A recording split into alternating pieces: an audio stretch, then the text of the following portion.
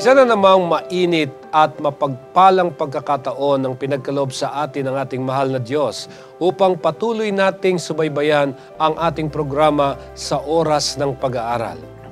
Ako po si Pastor Jose Zabat Jr., ang inyong makakasama sa ilang minutong talakayan at kasama rin natin si Pastor Nestor Ilioma, ang ating tagapagturo sa Manila Adventist College, na siyang nagbibigay ng kanyang panahon para ang mga katotohanan mula sa ating pag-aaral ay ating mapasahimpapawid.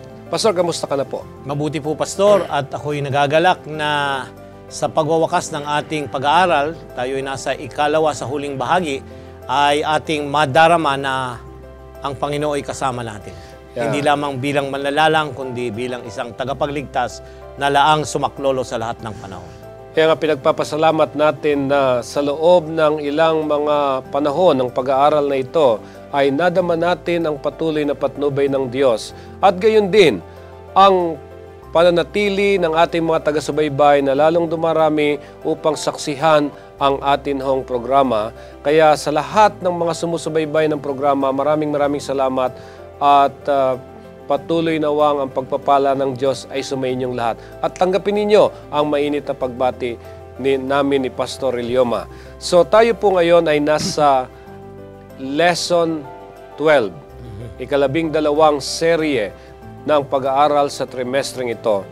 Nang atin pong pag-uusapan ang kahalagahan ng pagkaunawa kay Jesus bilang ating manlalalang at manunubos na siya ang pag-asa ng mga mananampalataya. At dito rin po ay aalamin natin kung paano pinahayag ng Diyos ang kanyang karakter doon sa krus. Kaya nga pinamagatang ang pag-aaral na ito, ang manunubos ni Job. Pero bago ho tayo dumako sa pinaka-paksa ng pag-aaral, ating munang hilingan si Pastor Ilioma na manalangin. Tayo po ay manalangin. Mahabaging Diyos na nasa mga langit, sa sandaling ito ay nais naming muli na sumalok ng karunungan mula sa balon ng pagkaunawa na kayo ang magbibigay at papatnubay. Salamat po na sa mga nakalipas na pag-aaral ay nakita namin ang mabuting mga aral na nais naming isakabuhayan, lalong-lalo na kapag kami dumaraan ang mga pagsubok at kahirapan sa buhay. Salamat po sa aklat ng Job na aming binabaybay at tinatalakay, na nais naming makita ang tunay na likas ng aming manlalalang at tagapagligtas. Salamat po na kalakip ka namin sa lahat ng aming mga karanasan na nagbibigay ng kahulugan at ng pagpapala sa tuwi-tuwi na. Patawarin niyo kung saan kami nagkulang at igawad ang pangunawa at karunungan sa mga sandaling ito sa bawat isa na sumusubaybay at sa amin na tumatalakay ng inyong salita. Sa pangalan ng aming Panginoong Hesus. Amen. Amen. Atin pong isalang-alang ang susing talata na binanggit dito sa ating talakayin, na ito ay masusumpungan sa Isaiah Kapitulo 53, talatang 4. Tunay na kanyang dinala ang ating mga karamdaman at dinala ang ating mga kapanglawan, gayon may ating pinalagay siya na hinampas, sinaktan ng Diyos at dinalamhati. Pastor, ang talatang iyong binasa na siyang susing talata ng pag-aaral sa buong Sanlinggo ay bahagi ng isang kapitulo na tinatawag na Messianic chapter sa aklat ng Isaiah. Okay? Dito ipinakita yung pagdurusa at mga kahirapang madaranasan ng ating Panginoong Hesus. Ito ay ipagpapahayag ng mga hula tungkol sa magiging karanasan ng ating Panginoong Hesus nang siya ay nagkatawang tao dito sa balat ng lupa. So ang buong kapitulong ito ay tumutukoy doon sa kanyang karanasan.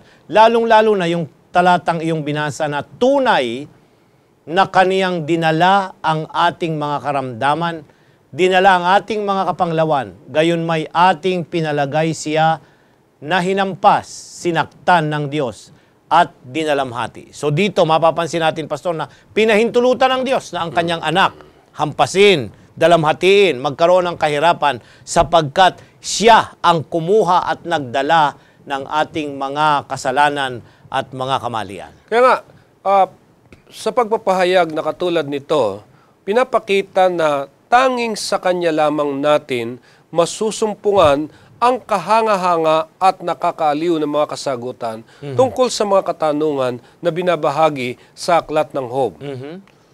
O kaya nga, Pastor, tingnan natin paano tinutugunan nito yung mga bagay-bagay sa aklat ng Job. Ayan, Pastor, mapapansin natin na sa aklat ng Job ay parang nag-iisa si Job. Nang siya'y pagpalain, marami siyang kasama. Pero nung nagsimula ang trahedya at kahirapan, sakit sa kanyang buhay, parang nag-iisa na siya. Hanggang doon sa Kapitulo 38 na pinasimula natin sa nakaraang pag-aaral, na doon ay nagsalita na at nagtanong na ang Diyos sa kanyang karanasan. Ayan, parang nag-iisa siya. Pero papansinin natin, Pastor, na sa aklat ng Job ay naunawaan, meron siyang pagkaunawa si Job na hindi siya nag-iisa. Meron siyang tagapagligtas na karamay niya sa lahat ng panahon na siya'y naroon sa kahirapan. Yun marahil ang una niyang naramdaman na siya'y parang nag-iisa. Subalit dito sa ating pinabasa na mga sulat mula sa Job, nagpapakita ngayon ng isang napakahalagang dapat nating malaman tungkol sa manunubos. So paano pinakita ni Job itong tungkol sa manunubos na ito? Ayan, Pastor, maganda yon. Nung nakaripang pag-aaral ay siya yung manlalalang. Ngayon naman, titingnan natin sa ating pag-aaral sa aklat ng Job. Ang kapitulo ay 19, Pastor. Ang talata ay 25 hanggang 27. Ngunit talastas ko na manunubos sa akin ay buhay, at siya'y tatayo sa lupa sa kahuli-hulihan. At pagkatapos na mag-ibang ganito ang aking balat, gayon may makikita ko ang Diyos sa aking laman.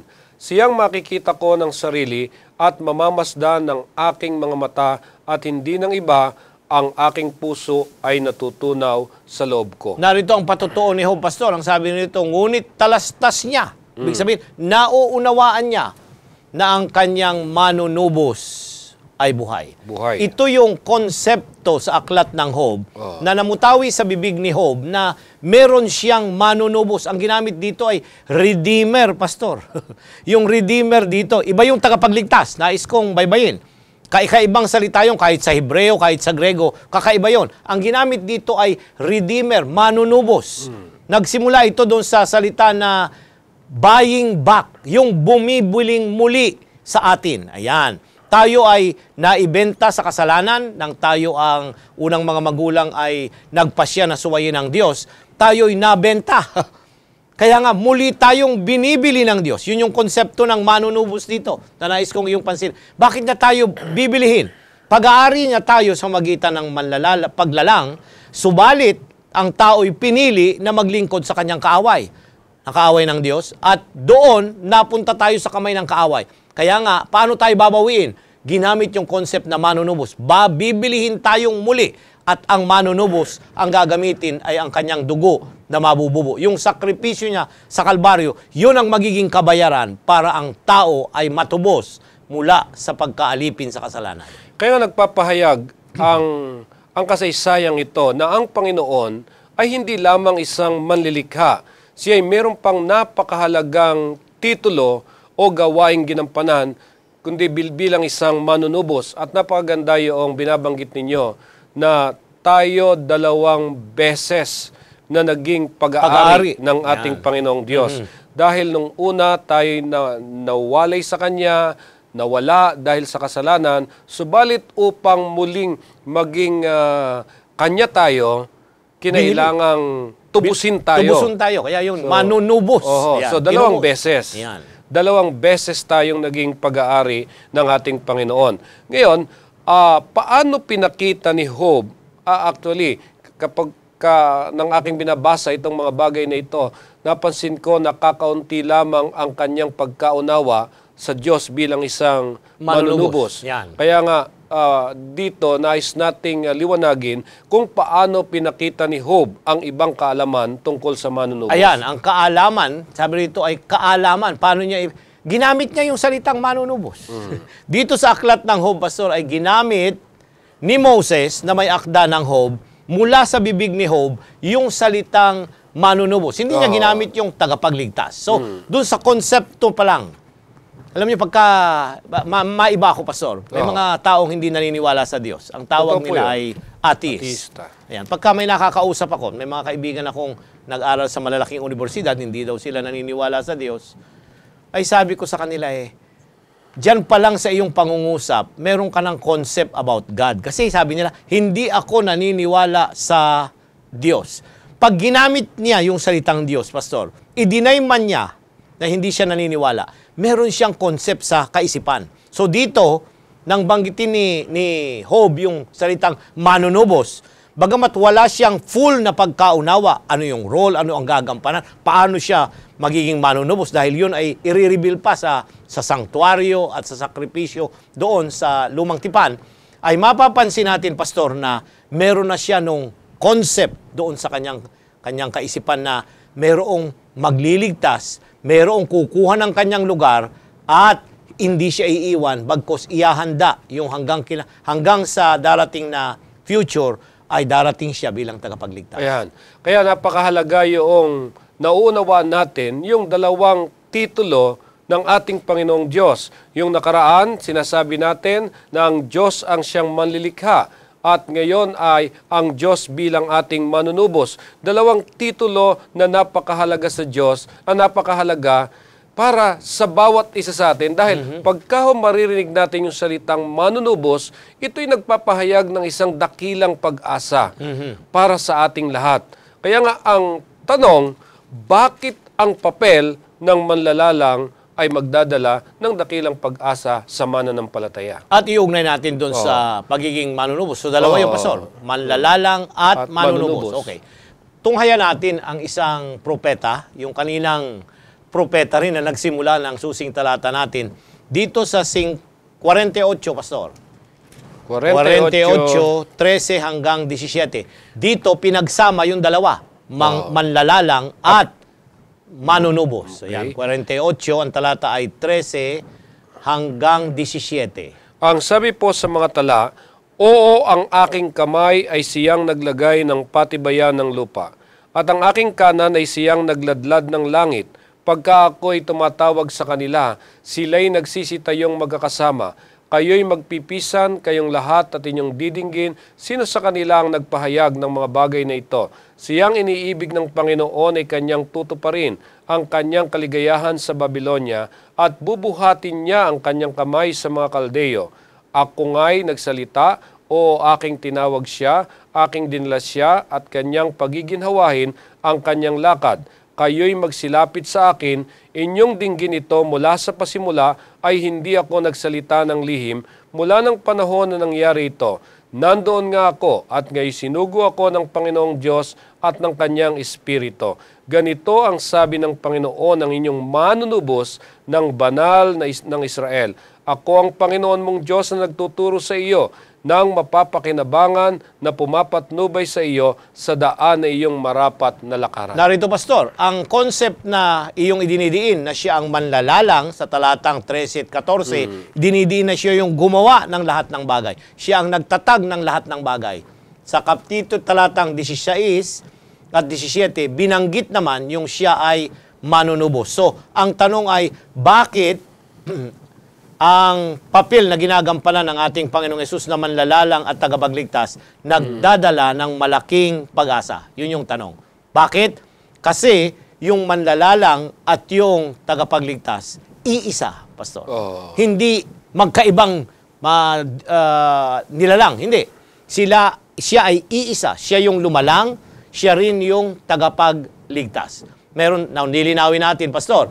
Kasi sino ba yung lumalang? Kasi meron yung mga kaisipang Diyos lang eh. Sinong Diyos? Diyos Ama, Diyos Anak, Diyos Espiritu. So linawin natin. Tama. Pastor, ang banal na kasulatan, hindi Ama ang lumalang ng lahat ng bagay. Bagamat may mga talata na Diyos ang lumalang, pero wala kayong mababasa sa talata na Diyos Ama ang lumalang ng lahat ng bagay. Ayan.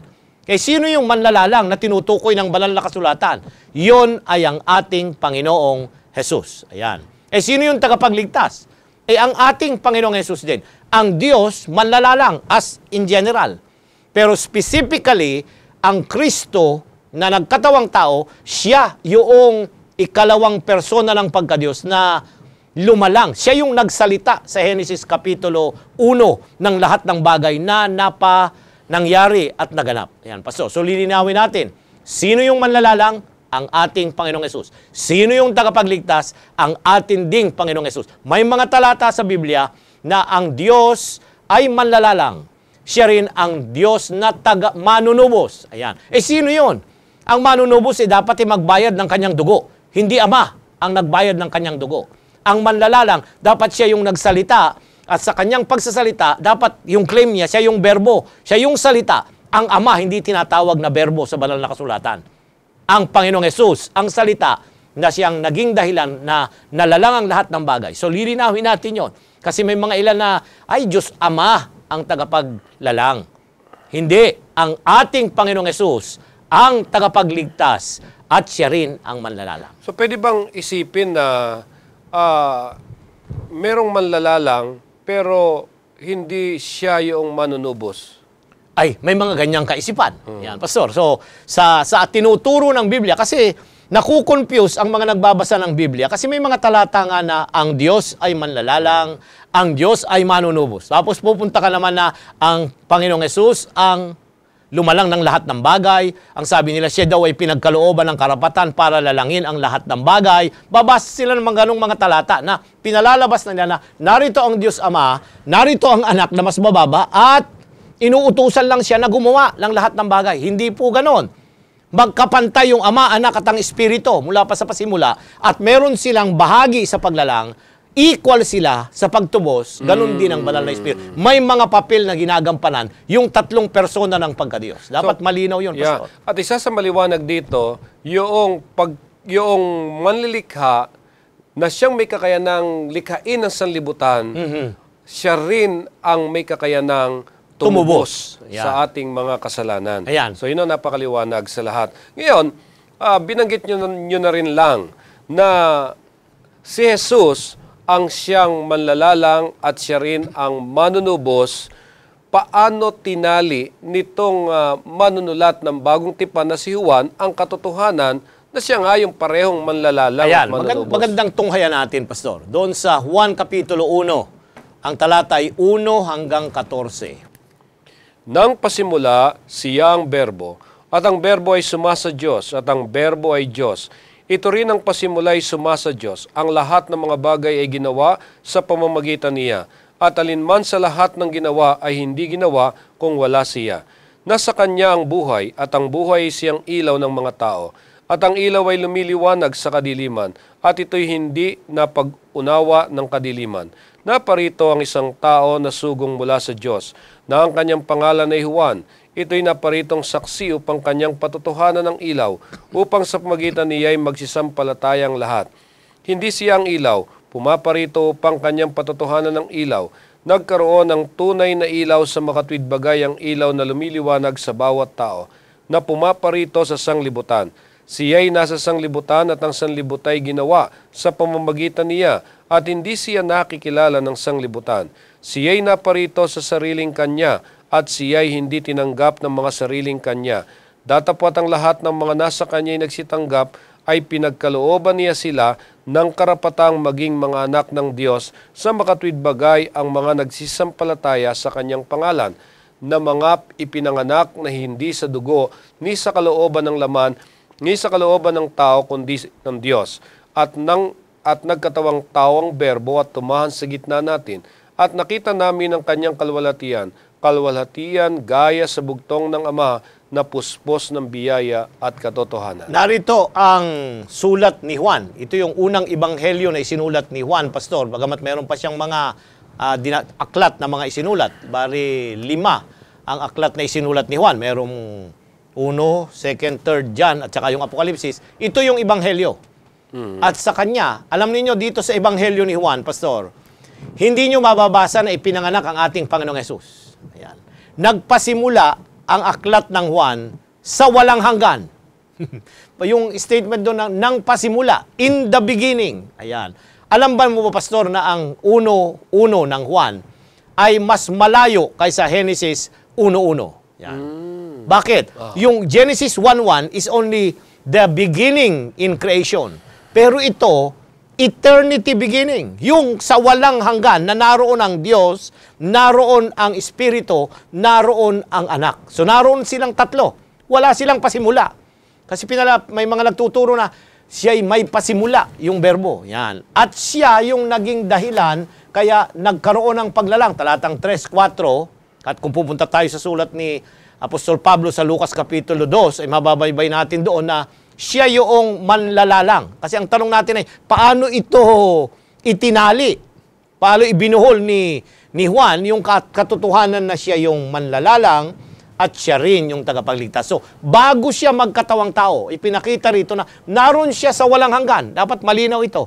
Doon sa walang hanggan, kasama ng Ama, kasama ng Anak, Pastor, ay siya yung naglumalang ng lahat ng bagay mula sa pasimula ng wala pang kasalanan. Pero pumasok ang kasalanan dito sa kanyang nilalang na sanlibutan at kinakailangan siyang magkatawang tao. Yun, talatang 14. Nanaog dito sa lupa. Yun ang hindi maintindihan ng iba eh.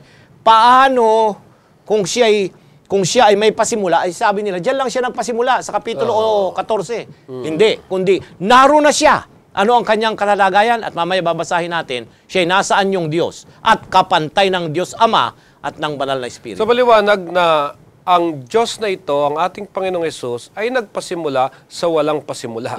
Sa walang pasimula. So kaya napakaganda yung termino na yun eh, na hindi mo na isipin pa kung saan siya nagpasimula. Eh, wala kang pasimula eh. Wala. Ngayon, dito sa tinali ni Juan na katotohanan, ang isa sa tanong ay, maari ba nating paghiwalayin itong papel ni Kristo na ito bilang manlalalang at manunubos na may kaugnayan sa kaligtasan? Ayan, Pastor. Ang sagot dyan ay very specific. Hindi po pwede. Ang sabi ng ating leksyon, inseparable yung role ni Kristo na manlalalang at tagapagligtas. Ayan.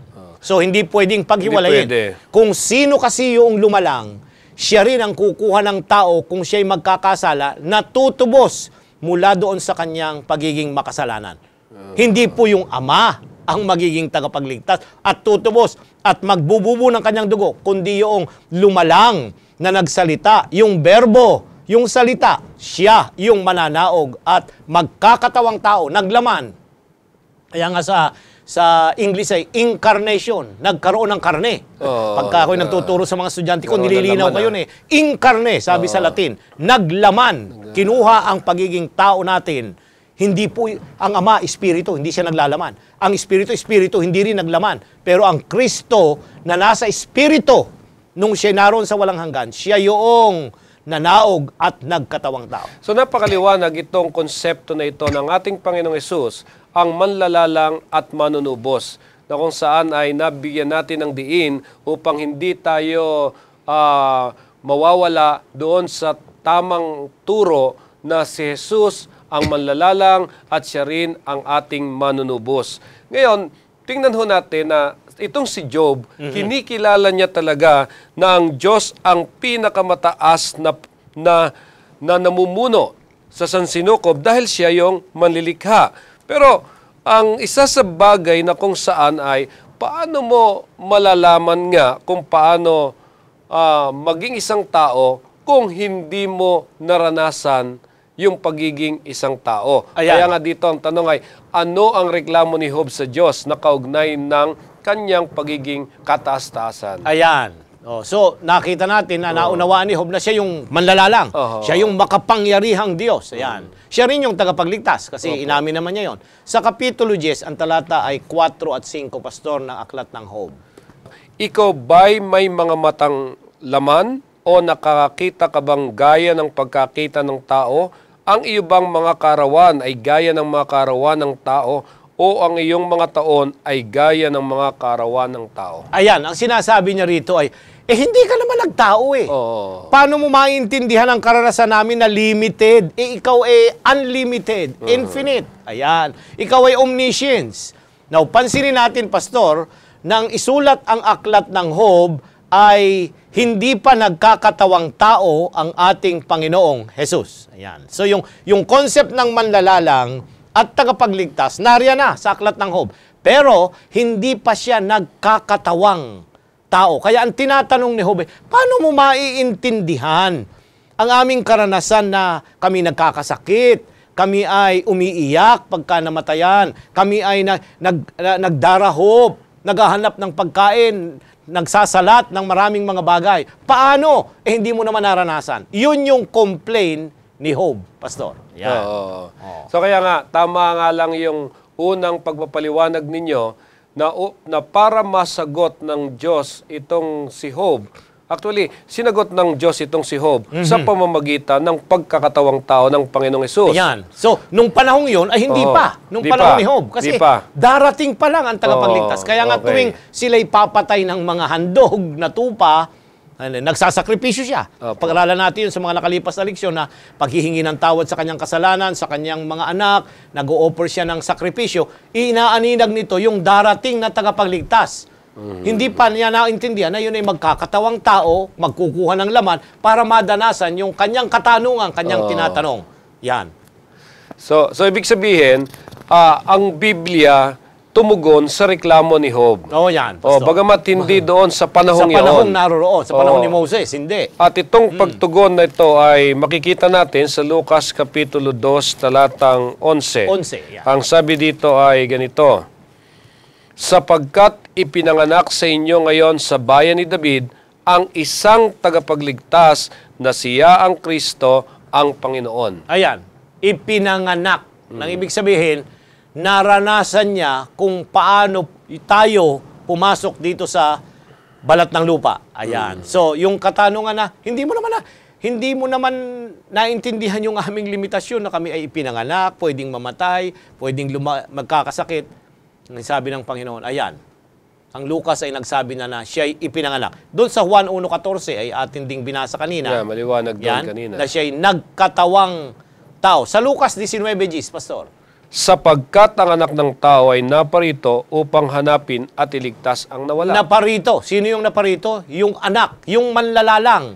Pastor, ang talatang iyong binasa sa Lucas 19:10 ay sa kaalaman at sa pag-aaral ng maraming mga nag-aaral ng banal na kasulatan ay ito yung mission statement. Ito yung focus at goal ng ating Panginoong Hesus nang siya'y naparito sa lupa. At nang siya ay magkatawang tao, ang kanyang layunin ay hanapin at iligtas ang nawaglit. Paano niya hanapin? Sa pamamagitan ng kanyang pagtuturo, sa pamamagitan ng kanyang pagpapagaling, at sa pamamagitan ng kanyang pangangaral ng daan ng kaligtasan. At siya yun. Hindi sinabing, ito ang daan. Hindi. Sabi niya, ako ang daan. Bakit? Kasi siya yung nanaog na manlalalang. Iuugnay natin doon sa concept kanina. Siya yung nanaog na manlalalang at siya rin yung dapat magligtas sa kanila dahil yun ang basis kung bakit niya sila ililigtas dahil siya ang lumalang sa kanila. At ito yung maliwanag na tugon ng banal na kasulatan sa reklamo ni Job. Sa yung pagkakatawang tao ng ating Panginoong Hesus, yung kanyang pamumuhay sa lupang ito, na habang siya'y namumuhay, meron siyang ipinakitang napakahalagang misyon. Iyan, Pastor. At dito sa Hebreo Kapitulo 4, Pastor, pakibasa mo, ay ipinakita rito yung karugtong na bahagi noong gagampanan ng ating Panginoong Hesus sa kanyang pagkakatawang tao upang maging manunubos ng mga tao dito sa balat ng lupa. Ang sabi po dito sa talata, sapagkat tayo walang isang dakilang saserdote na hindi maaaring mahabag sa ating kahinaan, kundi isa na tinukso sa lahat ng mga paraan, gaya rin naman natin, gayon may walang kasalanan. Ayan, Pastor, narito ang isang napakagandang pahayag ni Pablo dito sa aklat ng Hebreo na yung manlalalang, siya rin yung tagapagligtas. At bahagi nung dalawa, yung manunubos, Pastor, ay dalawa ang bahagi nun. Una, yung bayaran ang kasalanan sa kanyang pagkakatawang tao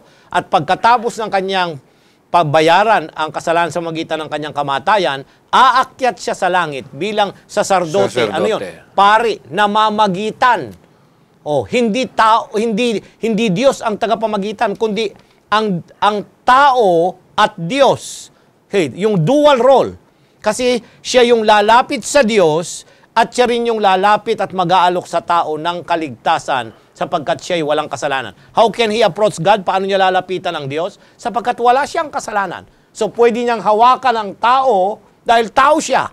pwede niya ring hawakan ng Diyos dahil Diyos siya at wala siyang kasalanan. So yun yung role ng saserdote. Ito yung malinaw na ipinapahayag ni Pablo. Kaya nga nakakatuwa na pag-aralan itong mga bagay na ito dahil napakarami nating natututunan ng mga doktrina sa banal na kasulatan, lalo na kapag may kinalaman sa pagiging Diyos ng ating Panginoong Hesus at pagiging tao. Ngayon, bilang kaugnayan doon sa reklamo ni Job, bakit nagkatawang tao itong Panginoong Hesus? Ayan, merong talata at dito sa Roma Kapitulo 8, ang talata ay 3, Pastor. Gusto ko itong talatang ito. Kung minsan ito yung nagiging controversial, pero gagamitin ko sa ating pag-aaral ngayong umaga. 8, Kapitulo 3. Sapagkat ang hindi magawa ng kautusan na mahina sa pamagitan ng laman sa pagsusugo ng Diyos sa kanya sariling anak na naganyong lamang sa larin at dahil sa kasalanan ay hinatulan ng Diyos sa laman ang kasalanan. Ayan, talatang 4.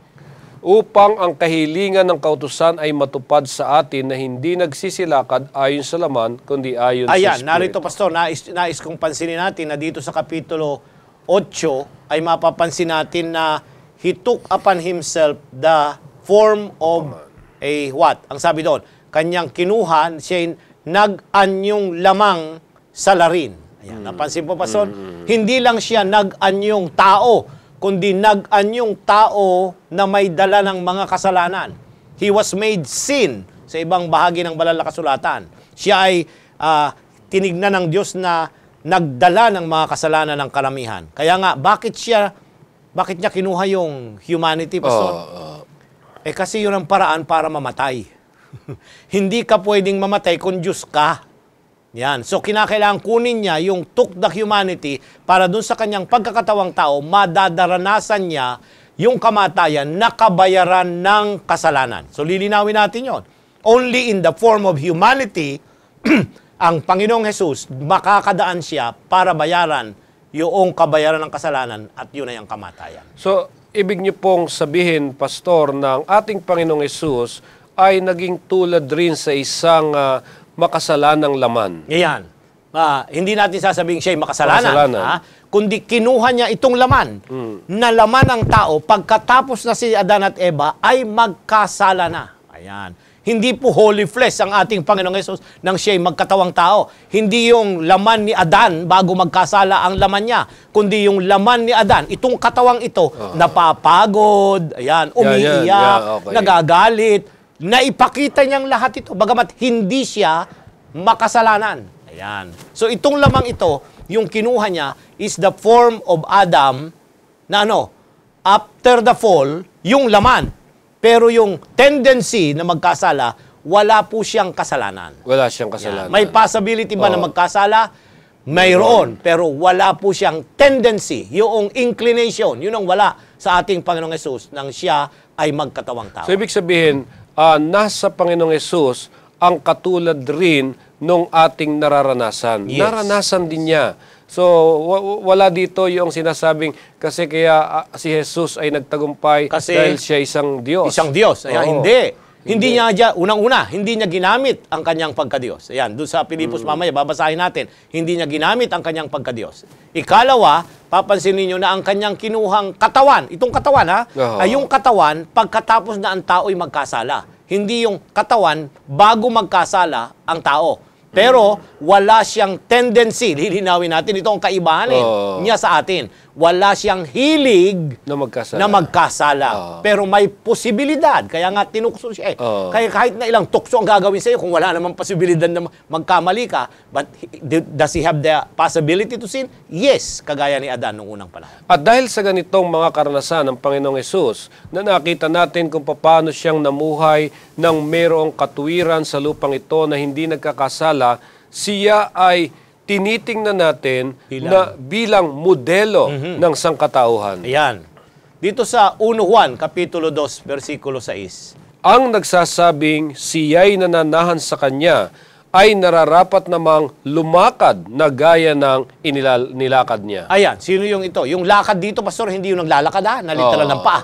Hindi, kundi yung paano namuhay ang ating Panginoon. Pag yung concept ay walk with God, Enoch walk with God, kung sabihin, namuhay siya nagagaya ng Diyos. Dito rin, tayo na mga tagasunod ni Kristo, siya yung modelo dahil tayo'y kinakailangang lumakad, mamuhay na gaya ng paumuhay ng ating Panginoong Hesus nang siya'y narito sa balat ng lupa. Sa Galatia 4:19, Pastor.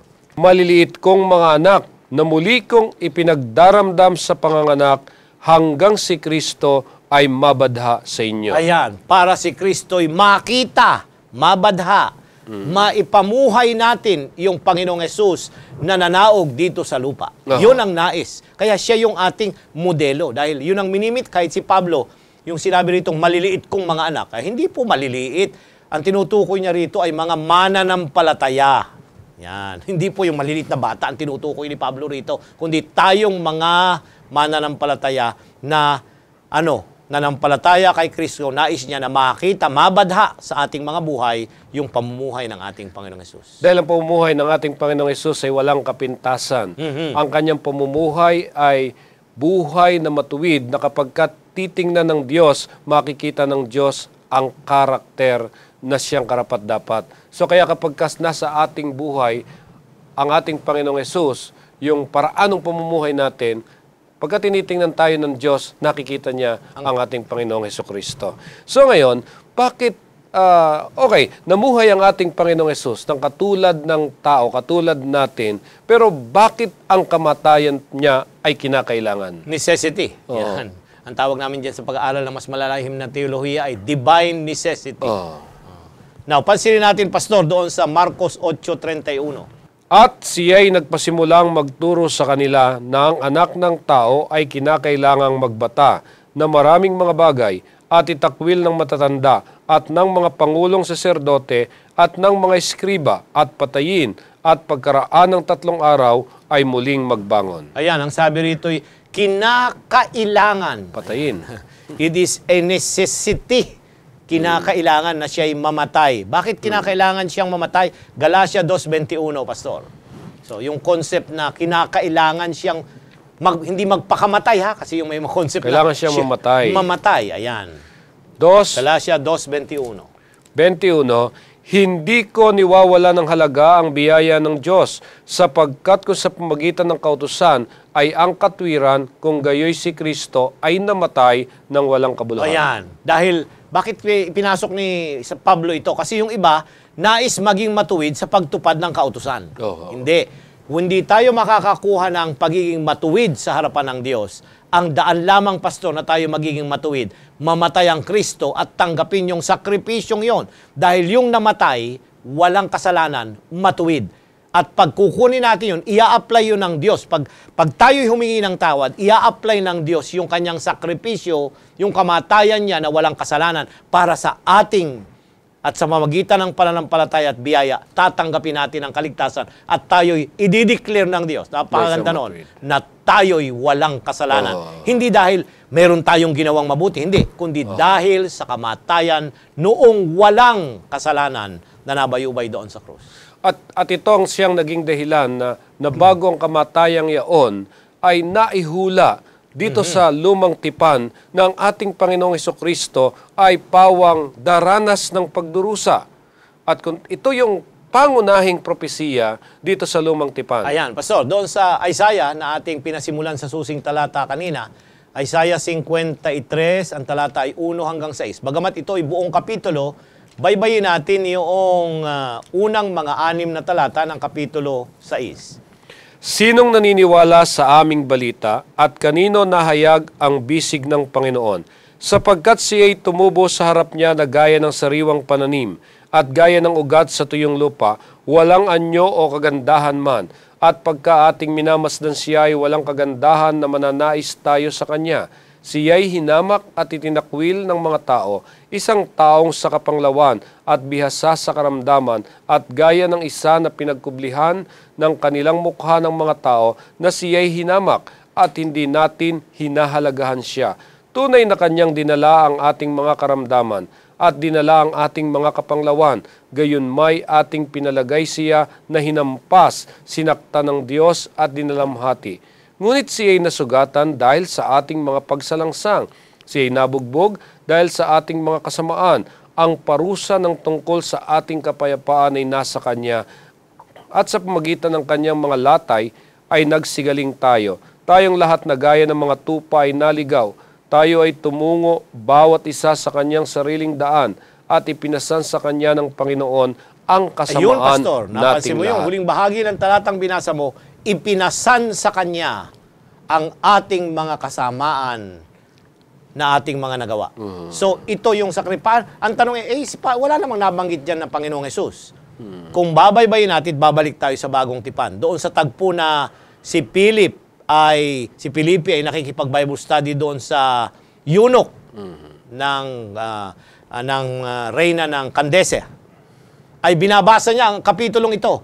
At doon, sa bagong tipan, ay ipinahayag doon na yung binabasa niya na Mesiyas ay ang ating Panginoong Hesus na nabayubay doon sa krus. Kaya pag tinatanong nila, how can you apply this? Totoo bang si Kristo nga ang tinutukoy ng 53? Opo, dahil doon sa bagong tipan, si Felipe sa tala ng mga gawa ay ini-apply ito sa ating Panginoong Hesus nung siya ay magkatawang tao na siya ang nagpasan ng lahat ng ating mga kasalanan. At ito'y pinahayag din ni Apostol Pablo sa Filipos 2, Pastor. 2, kapitulo 6 hanggang 8. Ayan. Yung paghihirap na dadanasin ng manlalalang at tagapagligtas. Na siya bagamat nasaan yung Diyos ay hindi niya inaring isang bagay na nararapat panangnan ang pagkapantay niya sa Diyos. Kundi bagko sinubad niya ito at naganyong alipin na nakitulad sa mga tao at palibhasay nasumpungan sa anyong tao, siya'y nagpakababa sa kanyang sarili na nagmasunurin hanggang sa kamatayan, oo, sa kamatayan sa krus. Wala nang mas malinaw pang pahayag ng banal na kasulatan kundi ito, Pastor. Nasaan siya? Siya ay nasaan yung Diyos, kapantay ng Diyos. Ito yung naroon siya bilang manlalalang. Pero may plano ng kaligtasan. Ayan. Ano yung plano ng kaligtasan? Kung ang tao na lalalangin mula sa kanyang larawan ay magkasala, ang lumalang, ang kukuha ng lugar. Siya ang magkakatawang tao at babayaran ng kasalanan sa pamamagitan ng kamatayan. At ito ang nangyari. Ito yung manunubos, Pastor, na sinasabi ni Job doon sa kanyang aklat. Bagamat hindi niya naintindihang mabuti ito, I believe. Pero sa atin ngayon, naintindihan na natin ito na siya yung katuparan noong sinasabi ni Job na ang aking manunubos ay buhay at siya ay tatayo sa mga huling araw. Yan. So napakaganda at napakaliwanag nitong ating ng talakayang ito na dito na ipapakita natin kung bakit ang ating Panginoong Hesus ay nagkatawang tao at ay tinubos sa ating mga kasalanan. Isang katibayan na ang Biblia ay sumasagot sa mga katanungan, na katulad ng katanungan ni Job, na papaanong malalaman niya ang karanasan ng tao kung hindi naman siya naging katulad ng tao. Subalit sinagot ng Biblia ang mga katanungang ito. Ngayon, makikita ho natin ang kahalagahan na kung saan nang si Jesus ay namatay doon sa krus ng Kalbaryo, nakilala itong si Satanas. Kaya nga, ang tanong natin ay, paano pinakilala ni Jesus si Satanas sa konteksto ng krus at dakilang tunggalian? Ayan, dito sa Juan Kapitulo 12, Pastor, ang tinatanong natin ay, ito yung Satanas din na nagpakita doon sa aklat ng Job. Hindi po kakaiba ito. Dito sa Kapitulo 12, ang talata ay 30 hanggang 32. Sino itong Satan? Now, medyo lilinawin natin, Pastor, ang pangalan niya ay Satanas. Hindi po masama ito. Yung pangalang Satan ay hindi po masama, kundi accuser. Ang ibig sabihin ay nagbibintang. Ayan. Na pag nagkamali tayo, ay binabaybay niya yung ating mga pagkakamali. Ang sabi, ito, hindi karapat-dapat na tawagin na anak ng Diyos. O, tingnan mo ang mga pinaggagawa. Yun ang salitang Satanas. Ayan. At dito, makikita natin sa Kapitulo 12, ang talatang 30 hanggang 32, Pastor. Ang sabi po sa mga talata, sumagot si Jesus at sinabi, ang tinig na ito'y hindi dumating dahil sa akin, kundi dahil sa inyo. Ngayon, ang paghatol sa sanglibutang ito, ngayon ang prinsipe ng sanglibutang ito ay palalayasin. At ako'y mataas na mula sa lupa, ang lahat ng mga tao ay palalapitin ko sa akin din. Ayan. Yung picture doon ay marahil hindi makita ng ating mga nagbabasa at nag-aaral ng salita ng Diyos. Yung talatang 32 ay ipinakikita, Pastor, yung pagtataas sa ating Panginoon sa krus. Oh. Ayan. So nung itaas ang krus at mabayubay ang Kristo doon sa krus, ipinakita kung ano ang tunay na larawan ng kaaway. Ano ang kanyang larawan? Ayaw niya na ang tao'y maligtas. Ayaw niya na mapabuti ang tao. Ang gusto niya, may kasama siya na pupunta doon sa dagat-dagatang apoy. Kaya nga dito, in-unmask, the word is unmask, tinanggal ni Kristo yung maskara ni Satanas at ipinakita niya yung tunay. Hindi lang siya nag-a-accuse na nagmamalasakit na, tingnan mo yung mga anak mo, hindi tunay, kagaya kay Job. Hindi, kundi nais niya na palabasin na na ang dyablo, ayaw niya na maligtas ang tao. Ayaw niya na tayo maibalik doon sa dating kalalagayan natin at umuwi doon sa langit na bayan na inihahandang Diyos para sa atin. Kaya nga, dahilan sa kasaysayan ng cross, nahayag ang tunay na ugali ng diablong ito o ni Satanas. Subalit hindi doon nagtapos, kundi patuloy niyang pinipilit na ang pagkakilala natin sa Diyos ay maging isang pagdududa na kung saan ang Diyos malayo sa atin, ang Diyos ay hindi naranasan yung ating mga karanasan at hindi tumutugon ng ating mga suliranin. So sa makatwid, mga ginigilo namin mga kaibigan, ang krus ay isang bagay na naging napakahalaga para sa atin. Doon namatay ang ating Panginoong Hesukristo. At dahil sa krus na ito, dito niya pinagkasundo ang Diyos at ang sanlibutan. Ayan. Maganda yon, Pastor, nakaisipan. Segundo Corinto 5:19. Sa makatwid bagay na ang Diyos kay Kristo ay pinakipagkasundo ang sanlibutan sa Kanya rin, na hindi binibilang sa kanilang mga kasalanan at ipinagkatiwala sa amin ang salita ng pagkakasundo. Ayan, napakaganda, Pastor. So meron yung pinagkasundo, reconcile. Ayan, di ba? Ano ang reconcile? Nag-aaway. Ano yung pagka nag-reconcile, kaya nga dapat ngayon, kahit ang sambayan ng Pilipino, mag-reconcile na. Tayo, di ba? Mga political pa, magkakalabang mga politiko, may mga nangyaring hindi magaganda, dapat yung mag-ayos na. At pati yun, dapat kalakip yun. Dahil mundo ang tinutukoy dito. Hindi po tao lang, kundi ang mga tao at ang ating sanlibutan, ipagkasundo, ibalik na yung tamang ugnayan at relasyon na nasira nang ang tao ay magkasala doon sa halamanan ng Eden. Paano? Sa pamamagitan ng sakripisyo ni Kristo doon sa Kalbaryo. Kaya nga, sa pasimula pa lamang na ang tao ay nagkasala, ito ay isang pagre-rebelde sa ating Panginoong Diyos. Pagka ikay nagrebelde, humihiwalay ka sa palatuntunan ng Diyos. Kaya ang tao nahiwalay dahil doon sa kasalanan. At ang cross ang siyang naging dahilan. Nakikita ko yung mga illustration. Pagka pinakikita yung cross, yung nilalapat, yung nagkakahiwalay, yung cross ang ginagamit. Siya yung tulay. Naging tulay. Yeah, naging tulay. Para ang tao makalapit sa Diyos at ang Diyos ay maramdaman ng tao na malapit sa Kanya. So, dahil sa bagay na ito, bakit ang kahangahangang katotohanan na binayaran ni Jesus ang ating mga kasalanan doon sa cross ang siyang naging dahilan upang tayo mamuhay na sumunod sa Kanya? Maganda yun, Pastor. Yung katotohanan na si Kristo ay nagbayad ng ating mga kasalanan sa cross, ay dapat naman tayo'y mamuhay na mayroong pagsunod sa Kanya. So, mahalaga yun, Pastor, na dahil tugon doon sa Kanyang ginawa sa atin. Hindi niya tayo pinipilit, Pastor. Now ang mamatay ang Kristo doon sa cross, namatay siya para sa lahat. Pero hindi ibig sabihin, lahat ay ligtas. Dapat ay tumugon tayo, tanggapin ang sakripisyo ni Kristo at magsimulang sumunod at ibalik yung tamang ugnayan. Yun, makipagkasundo. Paano tayo nakikipagkasundo? Ay, magsisimula tayong lumakad at hindi maging suwail sa Kanyang harapan. Ano yung mga yon? Yung mga aral ng Biblia na tama, isa sa kabuhayan. Ito na yung pagsunod kay Kristo bilang modelo. Ang una, Pastor, ililigtas niya tayo bago tayo sumunod sa Kanya. Hindi tayo dapat sumunod muna na wala pang kaligtasan. So, yung pinagkasundo, yun yung paraan na tayo ay iniligtas at pagkatapos na tayo ay maligtas, tutugon ako sa magitan ng pagsunod sa Kanya. Nagpapasalamat tayo sa krus, Pastor, at napakaganda yung inyong binanggit kanina na doon sa krus nahayag ang tunay na ugali nitong si Satanas. Subalit doon din sa krus nahayag ang karakter ng Diyos. Ayan, Pastor. Kasi kung minsan, parang ang Diyos ay walang pakialam. Unang-una, di ba? Dito sa karanasan ni Job ay parang naging tahimik siya mula sa Kapitulo 3 hanggang Kapitulo 37. Parang tahimik na. Parang natutuwa pa siya na, ay, tingnan mo itong aking...